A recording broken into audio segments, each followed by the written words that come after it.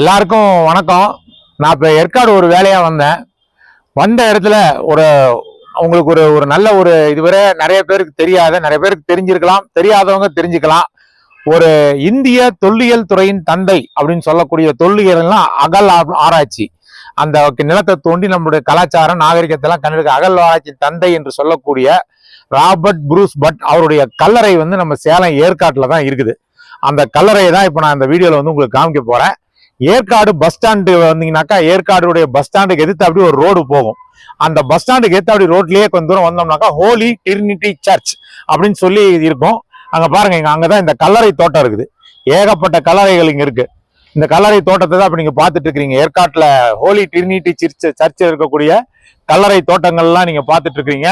அந்த பாருங்க, அங்க எல்லாம் இங்க பிரிட்டிஷ்காரங்க காலத்துல இருந்து ஆங்கிலேயர் காலத்துல இருந்து ஏற்காட்டுல தங்கி இருந்த அந்த கலெக்டருங்க, அந்த அதிகாரிகள், இவங்களுடைய கல்லறைகள் எல்லாம் இங்க இருக்கு.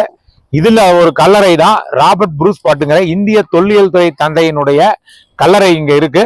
அந்த கல்லறை மிக மிக இந்தியாவிலேயே அவர் தான் இந்திய தொல்லியல் துறையின் தந்தை அப்படின்னு அழைக்கப்படுவாரு. அந்த கல்லறையை நம்ம இப்ப பார்க்கலாம். இப்ப அந்த கல்லறை தோட்டம் உள்ள வந்தோம் அப்படின்னாக்கா ஒரு சர்ச்சு நம்ம பார்த்துட்டு இருக்கோம். ஒரு 10-15 படிக்கட்டு.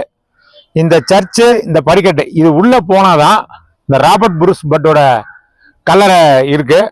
ஏற்காடு வரவங்கெல்லாம், இந்த வரலாற்று ஆர்வலர்கள், இந்த தொல்லியல் ஆர்வலர்கள் இந்த கல்லறை அவசியம் பார்க்கணும். வாங்க போலாம். இதுதான் இப்ப நீங்க பார்த்துட்டு இருக்கிற இந்த கல்லறை தான் இந்திய தொல்லியல் துறையின் தந்தை என்று சொல்லக்கூடிய ராபர்ட் புரூஸ் ஃபுட்டோடைய கல்லறை. இது கிட்டத்தட்ட 100 ஆண்டுகளுக்கு மேற்பட்ட கல்லறை. இது அவர் 1840களில் இந்தியாவுக்கு வந்தவர். ஆக்சுவலா இந்த ராபர்ட் புரூஸ் பட்டுங்கிறது ஒரு சர்வேயர், நில அளவை.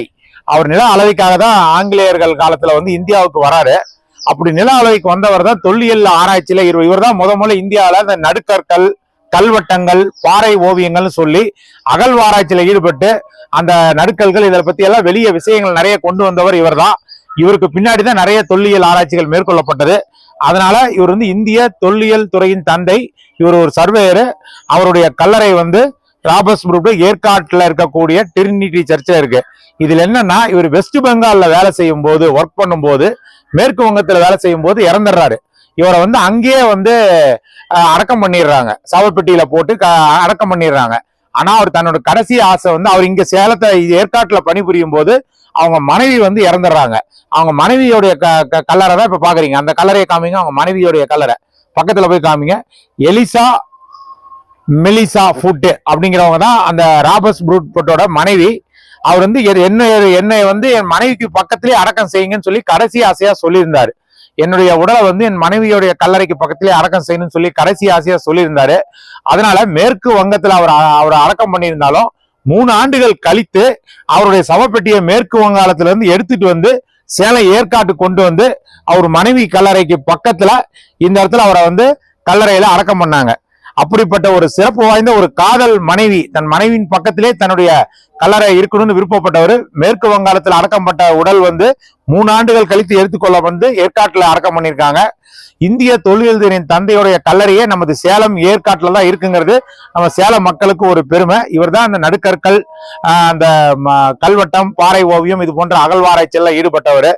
இவர் ஒரு சர்வேயரா இந்தியாவுக்கு பிரிட்டிஷ் காலத்துல தொல்லியல் ஈடுபட்டு இவர் பின்னால்தான் நிறைய தொல்லியெல்லாம் ஈடுபட்டாங்க.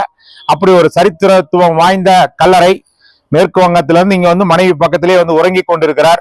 அவருக்கு நம்மளுடைய வணக்கங்களை நம்ம இன்னைக்கு கீழடி அகழ்வாராய்ச்சி எல்லாம் வருதுன்னா அதுக்கெல்லாம் தந்தை இவர் தான். இன்னைக்கு நம்மளுடைய நாகரிகங்கள் தெரியறதுக்கு அவருக்கு நம்மளுடைய வணக்கத்தை தெரிவிச்சுக்குவோம். மனைவியும் கணவனும் அருகருகே கல்லறையில் உறங்கும் ஒரு அழகான ஒரு அன்பு தம்பதி Robert Bruce Butt Eliza Melissa Foot. காதல் 2 பேருக்கும் உள்ள அன்பு, காதல் வெளிப்படும் வகையில் 2 பேரும் 100 ஆண்டுகளுக்கு மேலாக, இந்த 2 கல்லறை 100 ஆண்டுகளுக்கு மேலாக இந்த இடத்துல துயில் கொள்றாங்க.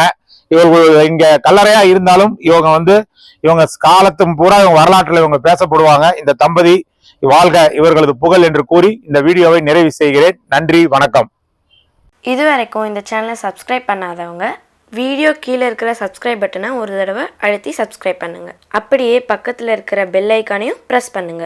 அப்போ தான் எங்களுடைய அடுத்தடுத்த வீடியோக்களோட நோட்டிஃபிகேஷன் உங்களுக்கு கிடைக்கும்.